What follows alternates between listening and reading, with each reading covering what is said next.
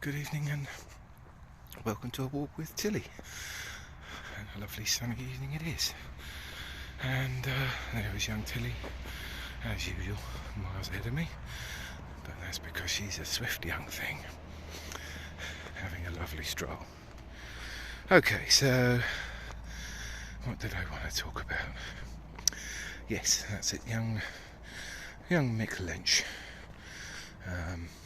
And he is obviously back being covered by the media again, as after a few weeks of pausing the industrial action on behalf of the RMT and getting absolutely no further forward, they have decided to recommence their action, taking further strikes, which will be occurring in the run-up to Christmas, which obviously is inconvenient for those wishing to travel by rail, but understandable if you are a member of the workforce who are watching their remuneration and job security and terms and conditions be impoverished. So, as always, Mick Lynch seems to have been one of the very few political operatives, and I guess as a leader of a trade union he could be classed as a political operative. That would be what I assume he would really be defined as, although I know that's not in the purest sense of his title what he does, but it's certainly political, the action that is being taken against unionisation full stop, and in particular the RMT and the other union which works concurrently with would be ASLEF, which is the train drivers union.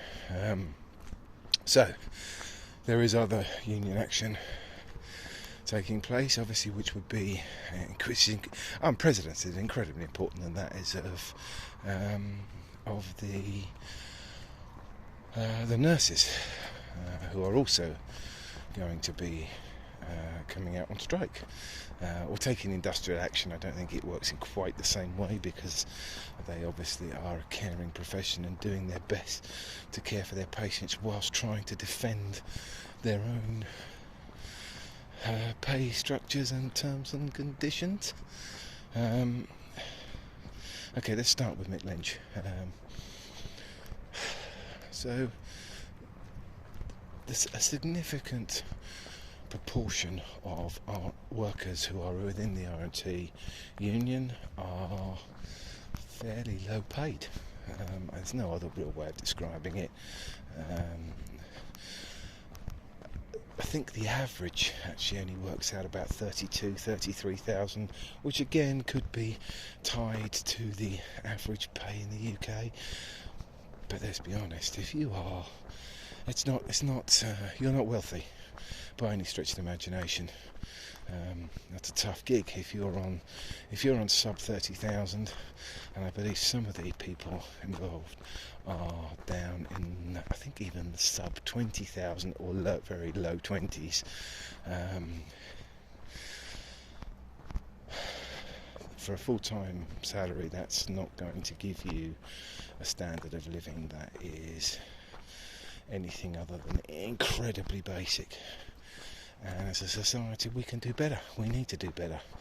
And you hear a lot of discussion from the right-leaning media outlets that are attempting to imply,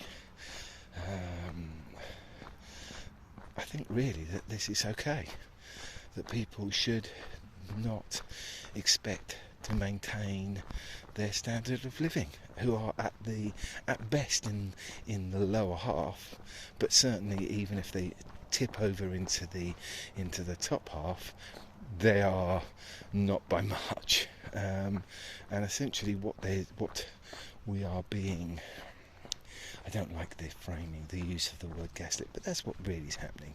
There is an attempt to convince people who are on very low pay or relatively low pay, that they shouldn't expect to maintain their standard of living in this crisis. Not only that, they should expect substantial drops in their pay. So the RMT, as I understand, haven't had a pay negotiation in 3 years. During that 3 years, obviously inflation has been substantial, certainly over the last year, very substantial, which means they're looking at I think even the best case scenario is they'll be looking at real terms pay cuts, which isn't really acceptable when the fares are regulated and controlled by controlled and regulated by the government. So that's one thing, but why are the least well-off in society being expected to burden pay cuts while the best off in society are, let's frame it like they would, making out like bandits? So during a period where there was an incredible amount of money creation through quantitative easing for very sound reasons, that money hasn't just disappeared, hasn't been removed from the system as normality has resumed. What's happened is it's ended up in the pockets of a very small number of people through essentially a lot of asset inflation, because the wealthiest in society, when they are gifted money, probably not quite the right word for it, but certainly they end up with that money. What they do is they tend to go out and look for assets to acquire with it.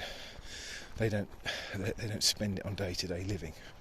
So you have, so there's a good statistic that I'm going to repeat constantly because it's important. There's 156 billionaires in the UK. The average billionaire became £600 million richer in 2020 alone. Okay, so at a point where there was a pandemic occurring and people were supported through it,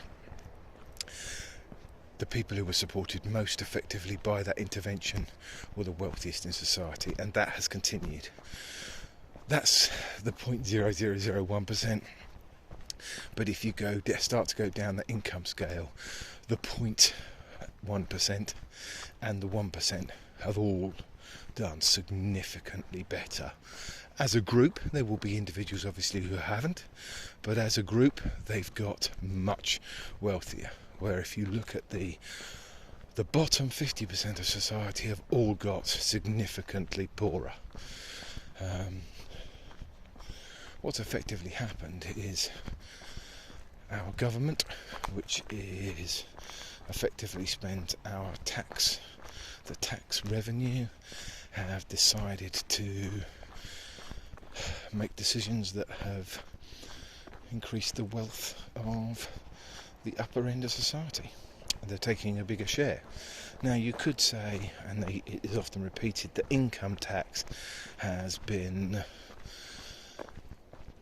income tax is largely paid by the wealthiest in society, but income tax is only one form of taxation, and let's be honest, the bottom 10%, not just 1%, they don't even earn enough, the way our society is structured, to be deemed as it fair to even ask them to contribute income tax, which, to be honest, if you're earning 12 grand a year, is not unreasonable.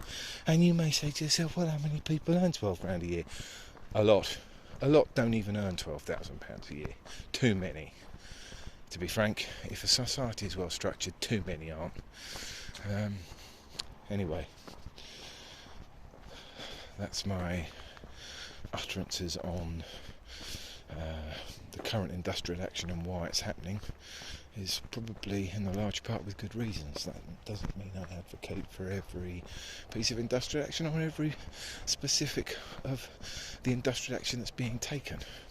But in the current circumstances, I would like to hear the arguments for why specifically those individuals shouldn't, their pay should not just not keep up, but should fall consistently and significantly behind inflation over a period of time? Why should those people that generally run our essential services be considered important? They're getting poorer, particularly in the light of the same time as the wealthiest get wealthier. Explain it to me. Explain to me why that's a good idea. Anyway, those are my thoughts. Feel free to interject with your own in the comment section if you're a bit bored and fancy it. Bye for now.